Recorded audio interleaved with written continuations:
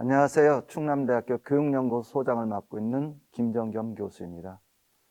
최근 코비드19 시대를 맞아 일선 교육 현장 전반에서 많은 변화가 일어나고 있습니다. 또한 저출산 고령화, 다문화 사회로의 전환 등에 따라 그동안 우리가 수행해오던 교육에 대한 새로운 접근이 요구되는 시점이라고 할 수 있습니다.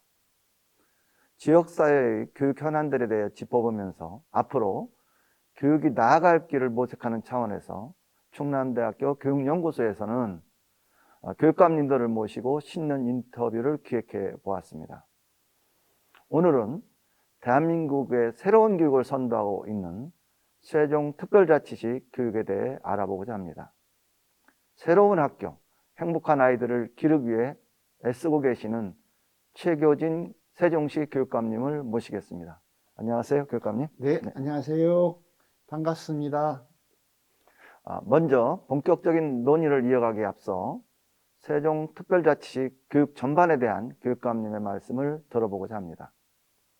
학부모를 비롯한 지역 주민들이 세종특별자치시 교육청의 주요 정책에 대해 이해하고 공감하는 것은 성공적인 교육 실현을 위해 꼭 필요한 일이라고 할 수 있습니다. 교육감님, 네, 올해 세종특별자치시의 주요 교육 정책과 역점 사업에 대해서 말씀해 주시기 바랍니다. 네, 고맙습니다. 이렇게 귀한 시간을 허락해 주셔서 무엇보다도 고맙습니다. 세종교육을 이야기하기에 앞서 현재 우리가 만나고 있는 이 시대 상황을 잠깐 보면 정말 새로운 시대가 열리고 있는 것을 누구나 다 체험하시고 느끼고 계실 것 같습니다. 어쩌면 지식정보 사회로 변화한다는 이야기는 벌써 옛날 이야기가 되다시피 했고요. 4차 산업혁명 시대라고 하는 것도 이게 언제 오나 했는데 이미 우리 생활에 들어와 있지요. 우리가 늘 느끼지만 인공지능이 이미 사람을 대신하고 있는 굉장히 많은 현상을 직접 겪고 있기도 합니다. 그러면서 국민들의 그 민주주의에 대한 요구는 매우 크게 확대했습니다. 벌써 한 4년, 5년이 지났습니다만은 우리나라는 국민들이 깨어있는 분들이 참여에 의해서 가장 평화적인 방법으로 정권을 교체한 그런 경험까지 있지요. 그리고 그동안은 모든 정보를 기존 언론에서 담당을 했다면 요즘에는 기존 언론보다도 개인, 1인 미디어, 또 유튜브 등에 의한 그 영향이 더 큰 것 아닌가 싶고요. 그런 가운데서 학교 교육에 대해서도 학부모님은 말할 것도 없고 지역사회에 강렬한 참여가 요구되고 있고 실제로 학교 현장에서 그런 참여에 의해서 폭이 넓어지고 있다고 봅니다. 거기에다 우리 학생들은 어쩌면 그 교사들이 보기에 이해하기 힘들 정도의 새로운 문화로 무장된 친구들이 지금 우리들의 제자들로 미래 사회의 주인으로 우리 앞에 나와 있습니다. 우리 학생들, 요즘 젊은 새로운 세대의 특징은 어떻게 보면은 공동체를 이야기하면서도 내가 이해할 수 있는 수준이 아니었을 때 그걸 소위 불공정한 것에 대해서 견디질 못하는, 그렇죠. 그러면서도 또 옛날 어른들은 조직을 위해서 혹은 뭐 우리 미래 세대를 위해서 허리띠 돌려매고 이게 가능했는데 요즘은 그렇지 않은 것 같아요. 내가 사는 것이 내가 알고 있는 것과 일치될 때에만 그것을 추구하는 워라밸이라고 그러나요? 뭐 그런 상황들이 굉장히 많이 달라진 현상으로 나타나고 있는 것 같습니다. 그런 가운데 지금 아직도 계속되고 있는, 지금 2년이 넘게 계속되고 있는 이 코로나 상황, 이 코로나 상황에서 우리는 정말 생각하지 못했던 새로운 도전을 맞이하게 됐고 그것을 지금 견뎌나가면서 새로운 시대를 준비하고 있는 과정이기도 합니다. 처음에 코로나가 와서 2020년에 개학을 뭐 5주 이상 늦추면서 굉장히 당황했지만 그래도 처음으로 어쨌든 원격 수업을 전국적으로 실시한 것은 대한민국이 전 세계 어디보다도 빠르게 할 수 있을 만큼의 능력이 있는 나라라는 걸 증명을 했습니다. 그런데 원격 수업이라고 하는 것을 하면서 학교가 그동안 생각했던 것하고는 다르네. 그전에는 어떤 일이 있었는가 하면은 4차 산업혁명 시대가 오고 막 이렇게 되면 없어질 직업들 가운데 비행기 조종사가 없어질 것이다. 자율자동차에 생기면 버스 운전사가 없어질 것이다. 뭐 이렇게 딱 없어질 직업을 이야기할 때 학교의 교사도 미래 사회에서는 실제로 원격 수업을 통해서 수업을 잘 하시는 분의 강의를 학생들이 찾아 듣게 되면 학교가 필요할까? 이런 논의도 상당히 있었는데 오히려 코로나 상황에서 원격 수업이라고 하는 것을 직접 해보면서 학교가 단순히 아이들에게, 우리 학생들에게 지식 전달하는 것만이 아니었구나.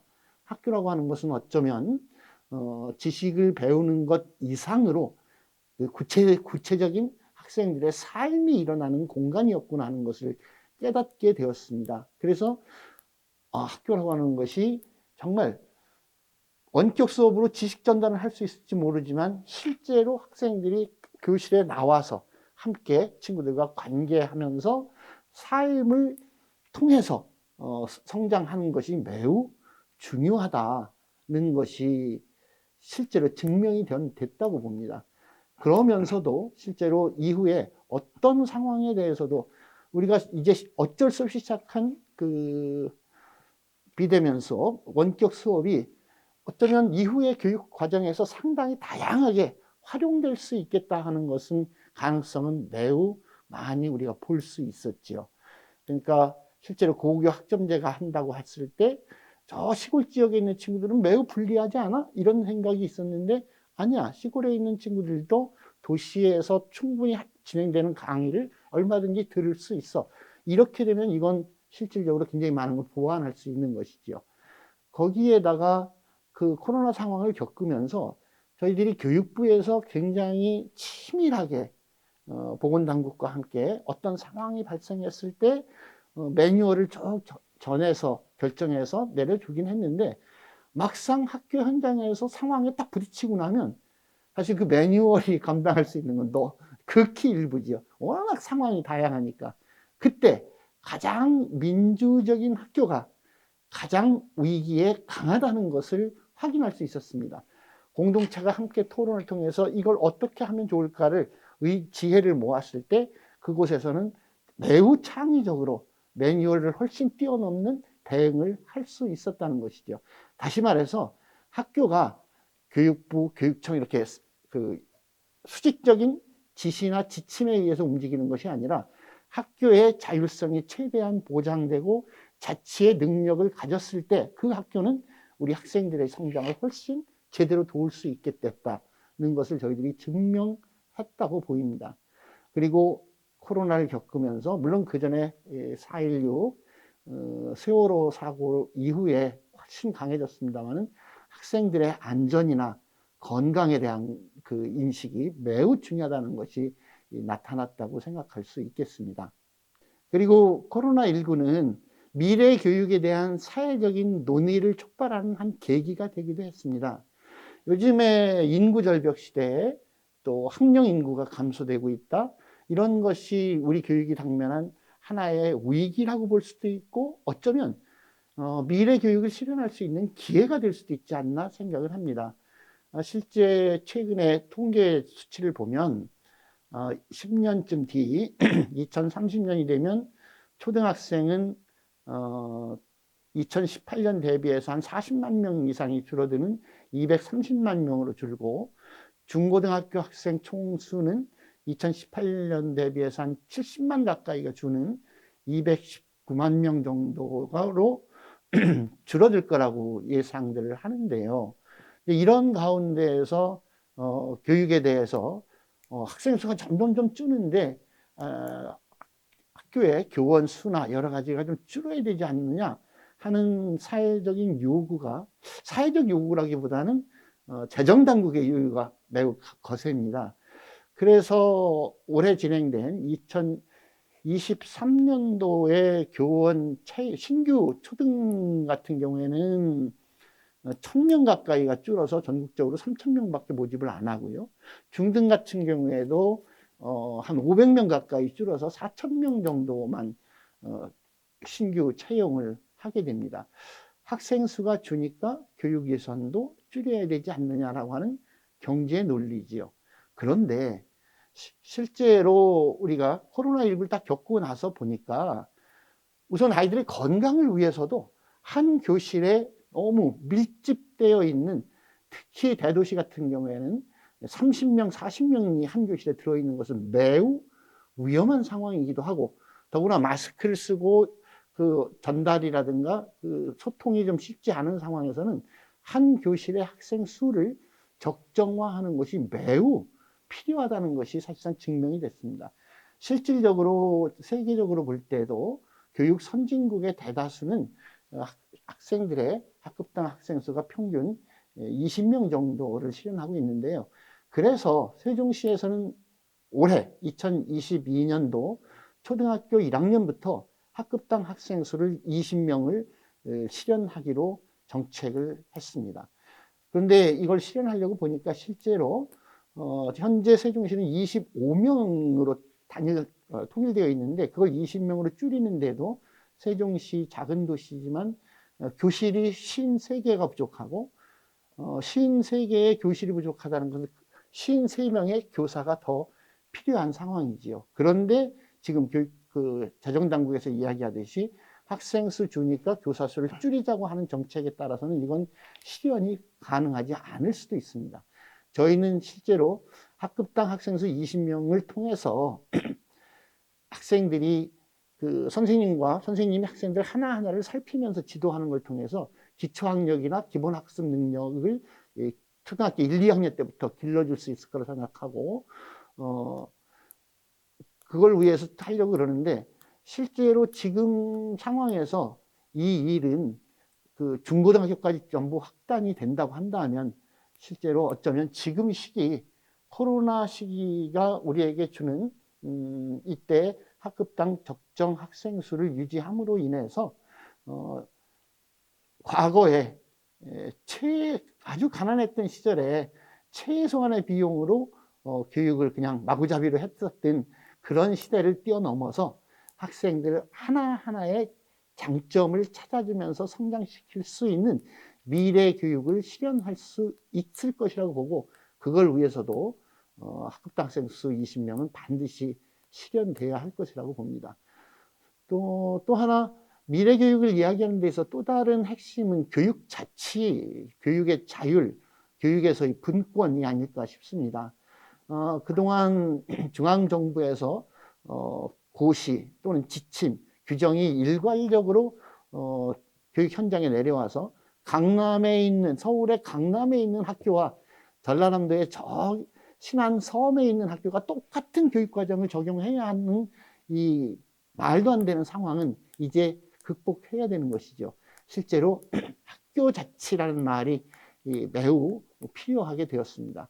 다행인 것은 이번에 2022 교육과정을 좀 개정하고 있는데, 2022 교육과정 개정을 교육부에서는 국민과 함께하는 교육과정 개정이라고 이름을 붙이고, 실제로 이번 교육과정 개정을 하는 데 있어서 굉장히 많은, 전국적으로 현장교사 참여단만 해도 한 3,000명이 넘는 교사들이 끝없이 토론하고 의견을 제시하고 하면서 그것들을 반영하였다는 것이 굉장히 다행한 일이고요. 무엇보다도 그동안은 그냥 교육과정이라는 말만 있었습니다. 그건 다시 말해서 국가교육과정이었는데요. 국가에서 정하는 교육과정을 전체적으로 똑같이 했었는데, 이번에 국가교육위원회 설립을 통해서 처음으로 이번 2022 교육과정에서는 국가교육과정, 그다음에 교육청 단위의 지역교육과정, 그리고 학교교육과정이라는 말을 법률에 처음으로, 시행령에 처음으로 명확하게 했다는 것은 매우 큰 진전이고, 이것을 실현하는 것은 미래의 교육을 준비하는 데 기여를 할 수 있을 것으로 기대합니다. 2022년도에 저희가 주목해야 될 것 중에 아주 중요한 것 하나는 올해 7월에 국가교육위원회가 출범한다는 것입니다. 이것은 대한민국에 거의 80년 만에 있는 첫 변화인데요. 교육과정을 온전히 국가교육원에서 전담하고 국가의 5년 이상 10년, 20년 내 교육 계획을 국가교육원에서 수립하게 되고 교육부에서는 대학 교육과 평생교육을 중점적으로 다루게 되고 국가에서 반드시 해야 하는 특별한 사항을 제외한 나머지 유초, 중고에 관한 모든 권한은 교육청으로 이관함으로써 교육부와 국가교육위원회와 교육청이 새로운 관계 형성을 해야 하는 매우 의미 있는 한 해가 될 것이라는 겁니다. 그리고 저희 세종시 교육을 잠깐만 말씀드리면 세종시는 지금 올해 지난 21년도 지난해죠. 이제 국회가 이쪽으로 오는 것이 확정이 되었고 지금 뭐 개헌 논의까지 진행이 되고 있는데 그러나 아쉬운 것은 행정수도로서의 면모를 점점 갖춰간다고 하는데 실제 세종시 이름이 세종특별자치시입니다. 특별한 자치를 할 수 있게. 그러니까 제주도가 바로 제주특별자치도인데요. 제주도 같은 경우에는 제주특별자치도법에 거의 481개 항에 아주 세밀한 자치와 분권의 정신들이 녹아 있습니다. 그런데 세종시 특별법에는 실제로 재정을 중심으로 한 30개 항목 정도밖에 없어요. 실질적으로 자치를 할 수 있는 것이 구체적으로 들어있지 않습니다. 그래서 저희는 세종시교육청에서는 올해 아주 중요한 사업으로 시민들과 국민들과 함께 세종시 특별법을 실질적인 자치가 될 수 있도록 특별자치시에 걸맞는 법 개정을 통해서 학급당 학생 수를 20명으로 하는 것을 실질적으로 올해 시작해서 2학년, 3학년까지 점점 확대할 수 있다거나 지금 전국적으로 지금 10년 넘게 계속 과제로 되어 있는 유치원과 어린이집을 통합하는 유보통합 같은 것을 세종시에서 시범적으로 해볼 수 있지 않겠는가 이런 생각을 하면서 이 외에도 지금 세종에서는 꾸준히 아직도 이게 건설 중인 도시이다 보니까 새롭게 학교를 지어야 한다거나 다른 시도에 비해서 턱없이 부족한 직속기관을 설립해야 하는 등의 여러 가지 그 과제들을 저희들은 지속적으로 추진해야 할 것입니다.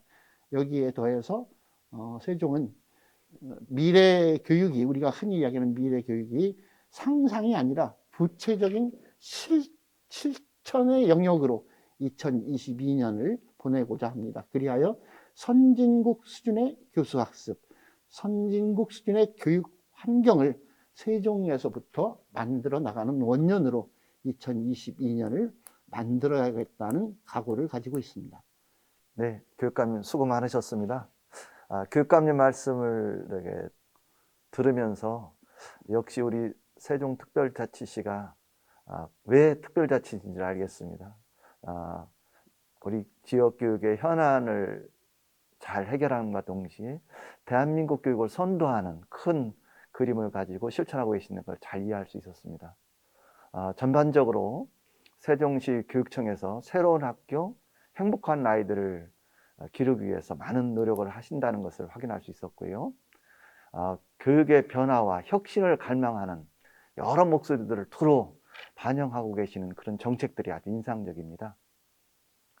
과거 몇 년 전과는 달리 세종시 교육청에서 수행하시는 교육에 대해 지역사회를 중심으로 공감대가 형성되고 긍정적인 반응들이 꽤 많이 늘어나는 것도 주목할 만한 점이라고 할 수 있습니다. 저희가 몇 가지 주제를 가지고 교육감님께 질문하고자 준비해 봤습니다. 아무래도 큰 틀에서는 오늘날 이슈를 반영하는 의미에서 유아교육, 또 비대면 교육, 고교 학점제와 민주시민교육을 주제로 선정해 보았습니다. 그럼 먼저 첫 번째 질문입니다. 교육감님, 유아교육에 관한 부분인데요. 공립 단설 유치원 형태 위주로 운영되고 있는 세종시의 유아교육은 여러 가지 측면에서 다른 지역에서 선망하는 우수 사례로 평가받고 있습니다.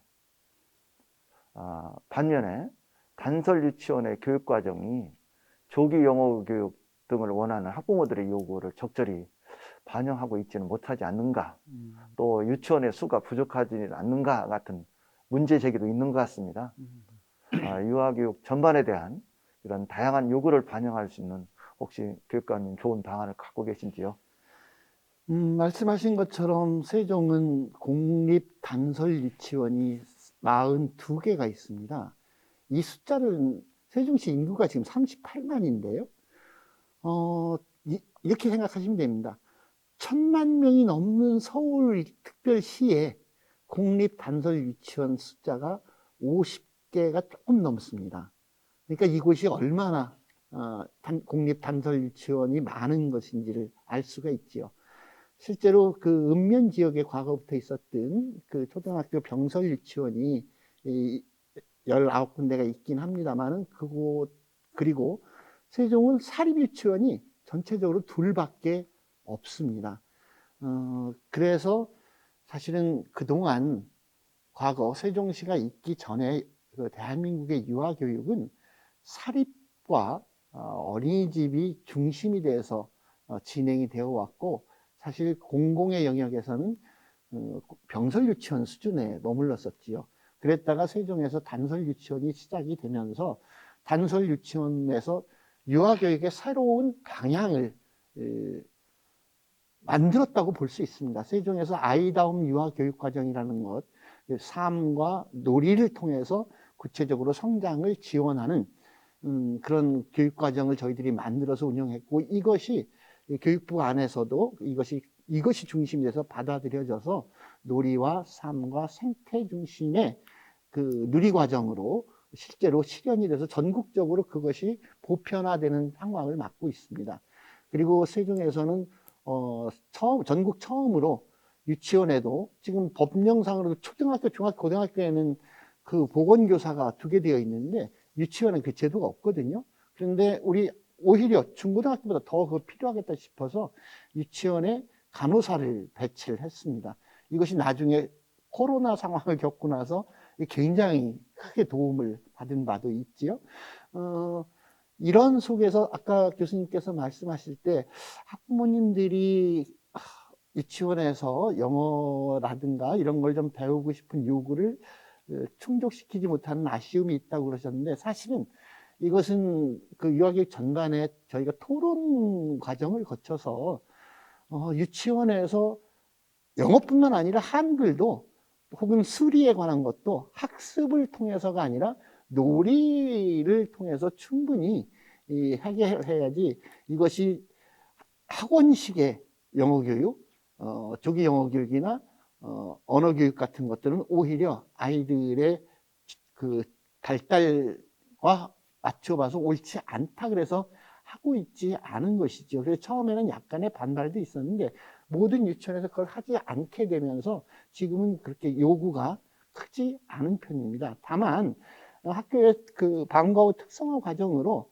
아이들이 ABCD를 배우는 게 아니라 영어를 자연스럽게 이야기하고 뭐 노래를 하고 이런 걸 통해서 하는 과정들은 학교의 학부모님들과 학교 교육 과정에서 원하면 그건 할 수 있게 돼 있습니다.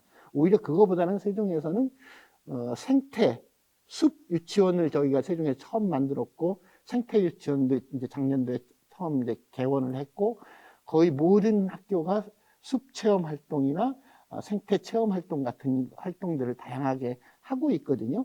그리고 그 유아들의 그 교육 과정을 돕기 위한 것으로 마을 배움터라는 것을 학부모님들이 중심이 돼서 놀이 이모 활동을 한다거나 이런 걸 통해서 마을과 협력하는 유치원 교육 과정을 함께 운영하고 있기도 합니다. 그래서 세종 유아교육은 지금도 그렇게 하고 있거니와, 아까 그 말씀 하셨구나. 유치원이 좀 부족한 것 아니냐.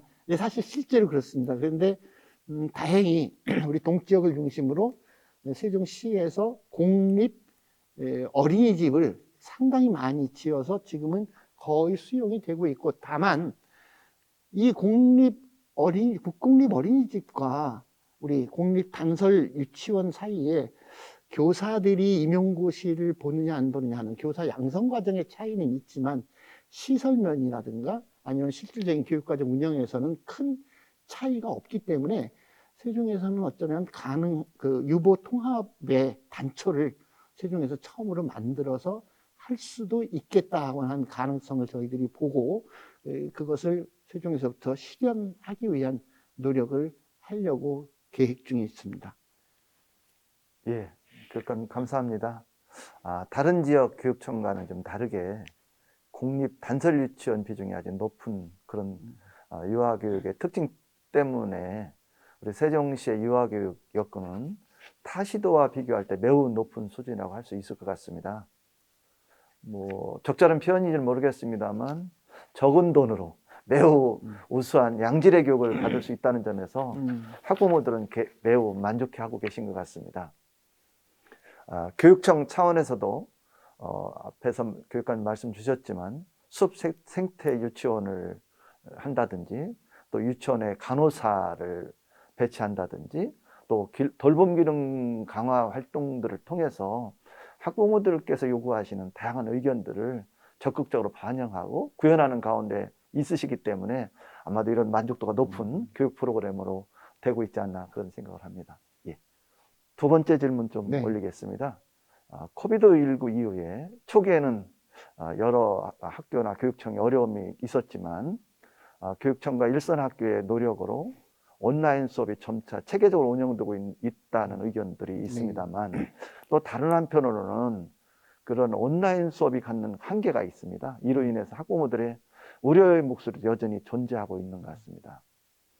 하지만 안타깝게도 오미크론 변이 같은 것들이 계속돼서 진정될 기미가 보이지 않고 있는 이런 상황에 비대면 교육의 필요성이 다시 이렇게 제기되고 있는 상황인 것 같습니다. 우리 세종시 교육청에서 혹시 비대면 교육과 관련돼서 어떻게 대처하고 계시는지 교육관님 말씀 주시면 좋겠습니다. 네, 교수님께서 말씀하셨듯이 실제로 특히 그 유아나 초등학교 저학년일수록 비대면 수업이 가지는 한계가 분명하게 있습니다. 그리고 비대면 수업이 늘어나면 늘어날수록 첫 번째는 그 학력의 격차가 일정하게 나타날 수도 있고요. 요건 이제 중고등학교에서 특히 심한데 중간층이 줄어들고 학원이라든가 뭐 자율학습을 통해서라도 성적이 상위층 좀 늘어나는데 중간층이 확 줄고 그다음에 위아래로 이렇게 평준화되는 그런 현상들이 실제로 나타나고요. 또 비대면 수업으로 정상적인 일상적인 학교 수업을 제대로 하지 않으면서 학생들의 정서적인 그 우울증이나 코로나 우울증 같은 것들이 실질적으로 나타나고 있습니다. 그래서 그 전에 비해서 학생들의 뭐 자살을 한번 생각해 봤다거나 뭐 이런 수치가 훨씬 더 늘어나고 있는 건 사실입니다. 그래서 사실은 세종시에서는 첫 해에 2020년에 비대면 수업을 쭉 진행하는 것이 이게 교육적으로 상당한 어려움이 나타난다는 것 하나. 두 번째는 세종시 학부모님들이 다른 시도에 비해서 맞벌이로 그 직업을 가지고 가신 분들이 많아서 비대면 수업을 하게 됐을 때 아이들만 집에 있는 가운데서 실질적으로 그 수업에 집중하고 하는 것들이 가능할 것인가에 대한 우려, 이런 것들도 있고, 어쩌면 그 철저하게 방역을 지킬 때 학교가 더 안전할 수도 있지 않을까라고 하는 것에 저희들이 착안을 해서 저희는 2020년 거의 10월 말 11월경부터 학부모님들, 교원 단체, 교장단 회의, 뭐 교관 선생님들 회의, 다양한 교육 공동체 논의를 거쳐서 저희 세종시는 2020년 10월 말 11월경부터 전면 등교를 시행했습니다. 그리고 2021년도에는 3월 2일부터 1년 내내 1000명이 넘는 학교가 저희가 이제 세종에만 해도 12군데가 넘는데요. 1000명이 넘는 학교도 어쨌든 매일 시차 등교를 통해서라도 전면 등교 수업을 해서 그런 그 어려움을 해결하려고 했었습니다. 그런데 실제로 그 아시듯이 작년도 2020년 여름방학을 계기로 해서 1000명, 2000명, 3000명, 나중에 8000명까지 기하급수적으로 늘어나면서 오히려 내내 등교 수업을 하다가 마지막 순간에 12월 말에 와서 큰 학교는 이제 3분의 2는 등교 수업, 3분의 1은 뭐 원격 수업 하는 식으로 진행하게 되고, 지금 이제 요즘에 진행되고 있는 그 졸업식을 각 교실에서 해야 되는 아주 좀 슬픈 상황까지 오게 됐는데요. 어쨌든 그럼에도 지금 말씀하신 원격 수업이 가지는 일정한 한계를 최대한 극복하기 위해서 세종시의 모든 원격 수업은 하더라도 실시간 쌍방향 수업을 하는 것을 원칙으로 하고 있고 실제로 그렇게 진행이 되고 있습니다. 작년에 이어서 실시간 쌍방향 소통이 이루어지는 수업을 기본으로 하면서 과목별, 차시별 수업 목표에 따라서 과제를 학생들에게 내서 수행하게 하고 컨텐츠를 결정해서 특히 그 원격 수업을 준비하고 있는 교원 지원단 선생님들이 중심이 돼서 많은 컨텐츠를 제공해 드리고 있기도 합니다. 그리고 무엇보다도 원격 수업을 실시할 경우에는 선생님들이 그 학생들을 깊이 관찰하고 그 내용을 학생들에게 뿐만 아니라 학부모님들과 다시 연결해 드리고 소통하는 것이 무엇보다도 중요합니다. 그래서 그것을 좀 더 철저히 해 주십사 하고 선생님들께 부탁을 해서 어쨌든 최대한 등교 수업을 원칙으로 하되 비대면 수업으로 진행을 할 경우에도 내실화를 위한 지원을 지속적으로 할 계획입니다. 저희는 2020 올해에도 그 오미크론이나 뭐 이런 위험이 없진 않지만 오히려 학교에서 철저하게 방역 수칙을 지키면서 등교 수업을 원칙으로 추진할 계획을 올해도 가지고 있습니다. 예, 교육감님 감사합니다. 아마 우리 교육감님 말씀을 들으면서 학부모님들은 굉장히 안심하실 것 같습니다. 믿고 학교에 보내시고 맡기셔도 될 것 같고요. 어쨌든 현재 이런 어려운 상황 속에서 실시간 쌍방향 수업과 같은 비대면 교육의 안착에는 다른 어느 누구보다도 아마 교사들과 교육청 선생님들의 헌신적인 노력이 굉장히 크게 작용했다고 생각할 수 있을 것 같습니다. 어느 것 하나 정해진 것 없는 그런 상황 속에서 선생님들께서 빠른 속도로 비대면 수업으로 체제를 전환하시고 뭐 강의 자료를 제작하는 것부터 실제 수업까지 매우 놀라운 역량을 발휘하신 것을 체감할 수 있었습니다. 참고로 제가 세종시 교육감 주민인데요. 주변에 동료들한테 들어보면 굉장히 교육 정책에 대한 믿음을 많이 표현하고 있습니다. 맞습니다. 이러한 현장 교사들의 어떤 노력과 말씀 주신 것처럼 현장 모니터링, 교원 역량 강화 같은 연수, 또 결손 보충을 위한 다양한 프로그램 등은 아마도 세종시 교육청의 적절한 교육 정책이 잘 실천된 그런 성과로서 얻어진 것이 아닐까 그렇게 생각을 합니다. 2025년부터 일선학교에서 고교 학점제가 전면 시행될 예정입니다. 고교 학점제는 지금까지 우리가 알고 있는 고등학교에 대한 고정관념과는 다른 새로운 교육적 시도라고 할 수 있습니다. 향후 고교 학점제 운영이 가시화되면서 지역사회 및 지역의 주요 교육기관과의 협업이 중요한 과제가 될 것으로 보입니다. 고교 학점제 준비와 관련된 세종시 교육청의 준비는 어떻게 이루어지고 있는지 교육감님 말씀 좀 듣겠습니다. 네. 사실 고교 학점제 말씀하신 것처럼 2025년도부터 시행된다고 했을 때 지금 요번에 이제 중학교 1학년 들어가는 친구들이 첫 대상이 되긴 하지요. 근데 이걸 제대로 수행하기 위해서는 정말 준비할 게 많은데 학부모님들이 불안해하시는 것은 고교 학점제 우리 아이들이 각자 자기가 원하는 것, 우리 아이가 제일 잘하는 것을 한 개별 맞춤형 교육 과정을 하겠다고 하는 정신에는 그런 것 하면 좋겠다 동의가 되면서도 굉장히 불안해 하시는 게 지금 현재의 대학 입시 제도를 쳐다보고 있으면 고교 학점제가 될까 싶은 것이죠.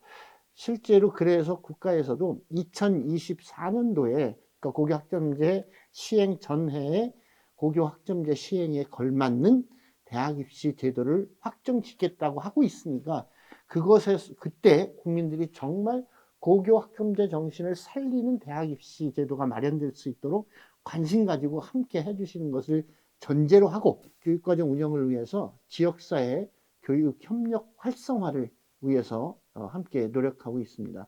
교수님 말씀하신 것처럼 우리 세종시 인근에 있는 대학과 업무 협약 이런 걸 통해서 지역사회와 연계한 인적인 혹은 또 물적인 자원을 공유한다든가 지역사회와 연계한 교육과정을 개발하거나 또 지역사회의 도움을 받아서 새로운 지역사회의 특징적인 교육과정을 운영하는 등 세종 고교 학점제 추진과 운영 전반에 대해서 공동 협력을 해야 할 것이라고 생각하고 지속적으로 준비하고 있기도 합니다.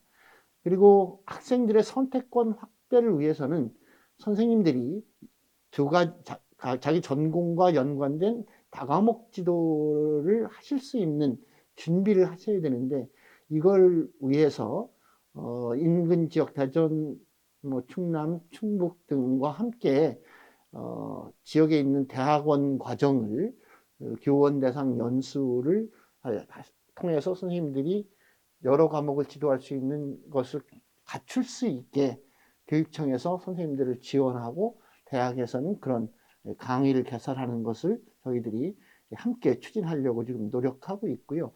무엇보다도 사실은 저희는 그 전에 세종시 전체를 하나의 캠퍼스로 보고 캠퍼스형 공동교육 과정을 통해서 학교 안에서 제대로 배우기 어렵거나 혹은 아주 소수의 학생들만 있어서 강좌 개설이 힘든 것을 세종시 전체 차원으로 해서 400개 강좌 이상을 운영하는 세종형 캠퍼스형 공동교육 과정을 운영을 했습니다. 그리고 이것을 학생들이 자기 진로에 맞춘 과목을 준비할 수 있게 도와주는 것을 좀 더 일찍 할 수 있게 2021년부터는 이제 중학교까지 공동교육 과정을 내려서 지금 시행을 하고 있는데요. 이것이 세종에서 지속적으로 요거 이제 캠퍼스형 공동교육 과정이 상당히 안착을 하면서 그 과정의 교수의 지위를 높이는 문제, 그 다음에 세종시가 좁다고 해도 또 거리상의 문제를 해결하기 위한 일정 부분 원격 수업을 도입하는 문제, 이런 것에 관해서 관심을 가지고 있고요. 또 고교 학점제가 시행되기 위해서 저희들이 세종에 있는 거의 모든 일반계 고등학교가 연구학교, 시범학교를 했었는데 2022년도 올해부터는 전체 일반계 고등학교가 다 고교 학점제의 실질적인 시범 운영을 할 예정입니다. 이걸 위해서 사실 고교 학점제를 하게 되면 어느 과목은 한 50명 학생이 신청하는 과목도 있을 수 있고 어느 과목은 한 10명이 신청하는 과목이 있을 수도 있거든요. 이거에 따라서 사실은 그 교실 환경이 상당히 유연하게 운영할 수 있어야 됩니다. 그래서 고교 학점제를 준비하기 위한 고등학교의 시설 개선 사업도 단계적으로 해서 올해까지는 거의 모두 다 마치려고 하고 있습니다. 어쨌든 앞으로도 지금 하고 있는 여러 가지 노력들을 더욱 내실화 있게 운영해 나가야 될 테고요. 이걸 위해서 지역사회의 대학을 비롯한 여러 기관과 연계한 우리 세종시의 특화된 교육 프로그램을 개발해서 운영한다든가 또 학교만 가지고 이 학생들의 다양한 요구를 다 감당할 수 없기 때문에 세종 지역에 있는 학부모라든가 여기 있는 그 국책연구기관이라든가 하는 곳곳에 있는 다양한 전문성 있는 분들을 어떻게 이 과정에 함께 하실 수 있도록 제도를 마련할 것인가를 저희들이 지속적으로 고민하고 실질적으로 시행해 나가면서 보충해 나가려고 하고 있습니다. 한국교육과정평가원에서 작년에 조사한 자료에 의하니까요. 고교 학점제에 대해서 학부모들의 인식을 조사를 했는데 학부모들은 비교적 이 방향에 대해서 긍정적으로 생각하고 있는 것 같습니다. 다만 좀 아쉽게 생각하는 것은 홍보가 조금 더 잘 됐으면 좋겠다. 지금 교육감님께서 앞에서 이제 대학 입시와 연계된 문제도 말씀 주시고 우리가 극복해야 될 여러 가지 대안들 주셨는데 그런 것들에 대한 설명이 좀 더 있었으면 좋겠다. 아마 이런 말씀을 있으셨던 것 같습니다.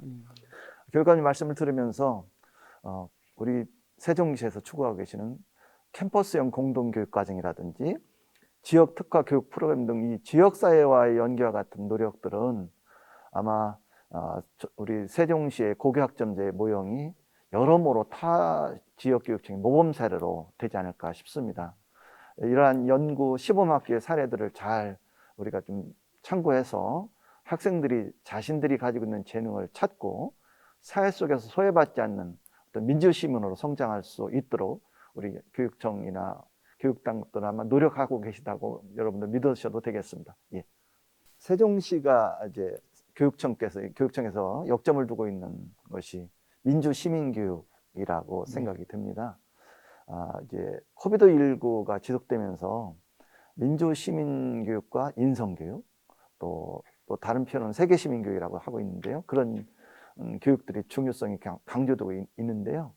특히 다양한 지역과 배경을 가진 어떤 사람들이 모이고 있는 이 세종시의 특성상 세종시의 민주시민교육은 다른 시도와는 좀 다른 어떤 독특한 특성을 보일 것 같은 그런 저는 나름대로 기대를 가지고 있습니다.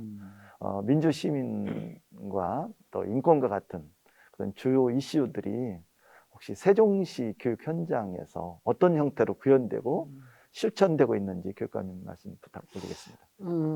이제 세종시 교육의 비전이 새로운 학교 행복한 아이들이라면 세종교육의 지표가 교육청 들어오시면서 혹시 보셨을지 모르겠는데 생각하는 사람, 참여하는 시민입니다. 어떤 일을 닥쳤을 때 질문을 하고 이 일이 맞아? 이 일이 옳은 일인가?에 대해서 질문을 하고 그거에 대해서 깊이 생각해서 판단하게 하는 것이 첫 번째고, 그리고 판단을 했으면 그 판단에 따라서 실천하고 그 실천은 나뿐만 아니라 내가 몸담고 있는 공동체, 학교, 사회, 국가, 지구별 이렇게 공동체에 유익한 방향으로의 참여. 그래서 이게 이제 생각하는 사람, 참여하는 시민을 애초에 교육 그 지표로 내걸을 만큼 학생들 한 사람 한 사람의 주체적으로 자기 삶의 주인이면서 자기가 속해 있는 사회의 주인으로 참여하고 실천하는 학생 자치 활동을 매우 중요하게 생각하고 있습니다. 실제로 최근에 어제였나요? 어쨌든 최근 들어서 그 학생들의 참정권, 그러니까 그 학생들의 투표 연령뿐만 아니라 피선거권을 18세까지 낮추고 정당 가입할 수 있는 연령을 16세로 낮추는 법이 통과가 되었습니다. 이런 정신에 맞추어서 우리 학생들이 얼마든지 자기 스스로 판단할 수 있는 능력을 길러주는 것은 매우 시급하고 중요한 일이지요. 학교운영위원회가 있습니다. 학교운영위원회 지금 법적으로는 교사대표, 지역대표, 학부모대표 뭐 이렇게 참여하게 돼 있는데 그 굉장히 중요한 거의 모든 그 학원의 결정상이 학생들의 생활과 밀접한 것이라서 학교운영위원회에 학생 대표가 참관하고 자기 의견을 발표할 수 있도록 하는 기회를 줄 것을 지속적으로 지금 요구하고 있고요. 그리고 학생회가 직접 계획하고 자기들이 쓸 수 있는 예산을 초등학교는 200만 원, 중고등학교는 300만 원씩 지원을 하고 그 외에 더 공약 이행사업을 위해서 꼭 필요합니다 하면 교육청에 신청하면은 또 예산을 또 추가로 지원하기도 하는 그런 일들을 하고 있고요. 저희 세종에는 초등학교부터 고등학교까지 각 학교 학생회 연합 조직이 있습니다. 한울이라고요. 그래서 매년 세종 학생 축제를 한 이틀 정도 주말을 이용해서 운영하는데 그 모든 행사를 기획하고 직접 운영하고 평가하고 그리고 그 다음 해 계획에 반영하고 하는 활동을 약간 어른들이 보기에 좀 부족하거나 이거 좀 바꿨으면 좋겠다 하더라도 일체 개입하지 아니하고 학생들 스스로 기획해서 운영하게 함으로써 자율적인 힘을 기르도록 하고 있습니다. 또 학생들이 학교에서 교육과정 속에서 민주시민 역량을 기르는 체험 중심의 민주시민 교육이 되면 좋겠다 생각을 해서 학생이 주도하는 그런 교육과정을 재구성하고 평가하고 또 학생들이 학생의 선거 이런 걸 할 때 초등학교 때부터 실질적으로 학생들이 제대로 된 유권자 활동, 제대로 된 후보 활동, 제대로 된 정책 비교 이런 것들을 할 수 있도록 지역에 있는 선거관리위원회와 함께 같이 협의를 해서 많이 지원도 하고 있습니다. 그리고 그 세종시에 제안하는 그 청소년 제안 활동이라든가 사회 참여 활동 뭐 이런 것들을 다양하게 지원하고 있고요. 무엇보다도 우리 학교 구성원, 특히 우리 학생들이 주인의식을 갖고 서로가 서로를 존중하는 문화, 내 자신의 소중함을 늘 자존감을 가지는 학생, 그리고 내가 소중한 것만큼 내 친구의 소중함을 인정하고 존중해 줄 수 있는 학생. 그 중학교 2학년 수준에서 민주주의의 최고의 가치는 무엇인가요? 라고 하는 도덕 시간에 배우는 문제가 있는데, 그때 정답이 인간의 존엄성이거든요. 그러니까 민주주의라고 하는 것의 가장 중요한 것은 그 구성원인 우리 아이들이 어떤 이유로도 에도 불구하고 내가 인간으로 태어난 이상 가장 소중한 존재라고 하는 것을 스스로 느끼고, 그것을 다른 사람의 그 인권도 존중해 주는 것이 민주주의의 기본이라는 것이죠. 그래서 바로 그러한 민주주의의 제대로 된 실현을 가르치는 것 자체가 우리 흔히 이야기하는 인간성, 인성교육 혹은 인권교육의 그 전부가 아닐까 이런 생각을 합니다. 그래서 그 학교에서도 학생들 서로뿐만 아니라 학생들이 선생님을 어떻게 존중하고 따를 것인가, 거꾸로 선생님들은 어떻게 우리 아이들을 하나하나를 소중한 인간으로 대할 것인가, 아직 미성숙한 존재로 대하지 아니하고 그 나이 때만큼의 완성된 주체로 학생들을 대접하고 존중해 줄 것인가 하는 것을 지속적으로 학교에 요구하고 있습니다. 그런 과정으로 나타나는 게 세종의 굉장히 많은 학교에서 3주체 협약, 처음에는 굉장히 좀 어른들이 좀 불편해 하셨었는데, 학부모의 약속 10가지, 교사들의 약속 10가지, 학생들의 약속 10가지를 함께 모여서 어른들한테 이 약속을 해주세요. 우리는 이 약속을 할게요. 그래서 그것을 함께 모여서 3주체 협약을 맺고 이것을 실천하기 위해서 함께 노력하는 이런 문화가 세종시에 점점 번지고 있는 것은 매우 고무적인 현상이라고 말씀드릴 수 있을 것 같습니다. 예, 교육감 감사합니다. 민주 시민과 인권의 문제는 글로벌한 지구촌적 시민의 관점에서 폭넓게 논의될 수 있을 것으로 보입니다. 특히 세종시 교육청의 교육감이 지금 말씀 주신 것처럼 다양한 학생 자치 활동과 체험 중심의 민주 시민 교육, 그리고 다문화 교육 사례들은 우리 아이들의 성장에 도움이 됨과 동시에 아무래도 다른 시도 교육청의 정책적 시사점을 제공하는 아주 의미 있는 사례라고 생각이 됩니다. 지금까지는 경시되어 왔던 학생들의 다양한 기본권을 학교에서 보장하면서 학생들이 시민적 주체성을 행사할 수 있도록 하는 시도들이 매우 인상적입니다. 교육감님, 네. 학부모님들과 시민들을 위해 오늘 혹시 못다 하신 말씀 있으시면 마무리 발언 부탁 올리겠습니다. 네, 아까 제가 이제 민주 시민 교육 이 말씀을 이렇게 드리다가 정말 중요하지요. 우리 어른들은 누구나 우리 그 어린 청소년들이 이 외마디처럼 외치는, 우리도 당신들처럼 나이 들어서 늙고 싶다. 우리는 지금 이 지구별의 상황을 보면 우리는 나이 먹기 전에 이 지구가 어떻게 될지 모르겠다 라고 하는 말에 우리는 굉장히 엄혹하게 생각하고 반응을 해야 합니다. 다시 말해서 실제로 지속 가능한 생태 환경을 유지하기 위한 교육이 단순히 교육을 넘어서 구체적인 실천으로 학교에서부터 이루어질 수 있도록 하고 이것을 사회 전반으로 퍼뜨리기 위한 일을 해야 하는 것이고, 이것에 기초해서 우리 대한민국에 살고 있지만 저 먼 어느 나라에서 일어나고 있는 어떤 국제적인 분쟁이 결코 나와 무관하지 아니하고 그 일에 나에게도 일정하게 관심을 가져야 할 책임이 있다고 하는 것을 알게 하는 고등학교 수준의 세계 시민 교육은 정말 중요한 일인데 이것을 저희는 굉장히 중요하게 생각하고 있고요.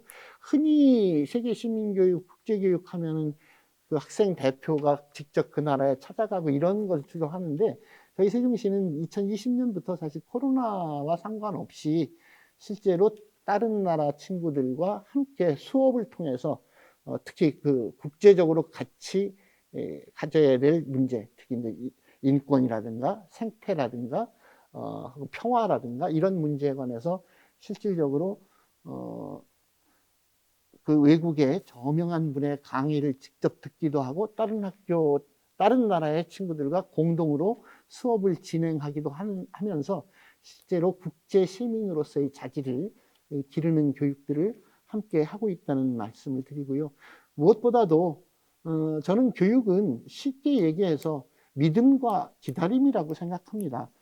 부모님들의 성장 과정을 우리가 경험이 그것뿐이라서 그걸 전제로 해서 학생들을 바라볼 때 과거형으로, 그러니까 내가 경험해 보니까 이게 너의 행복을 위한 것이야 라고 하면서 학생들의 오늘의 행복을 유보하기를 요구하는 경우가 참 많았습니다, 과거에.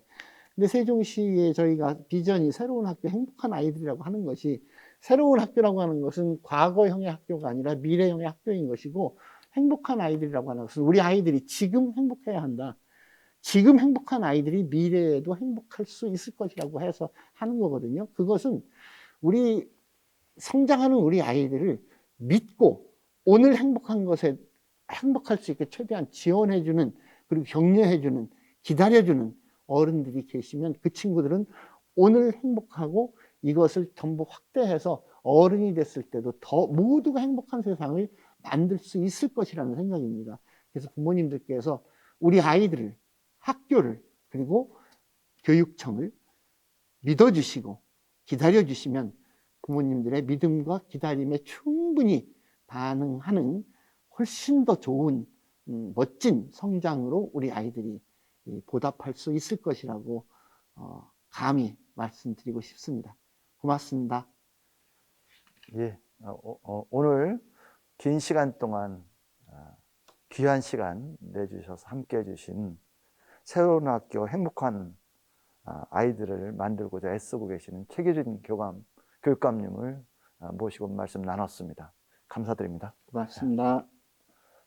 저희 충남대학교도 지역사회와 함께하는 국가 거점 국립대학으로서 세종시의 교육 발전에 기여할 수 있도록 최선을 다하겠습니다. 오늘 인터뷰는 이것으로 마무리하도록 하겠습니다. 감사합니다. 감사합니다.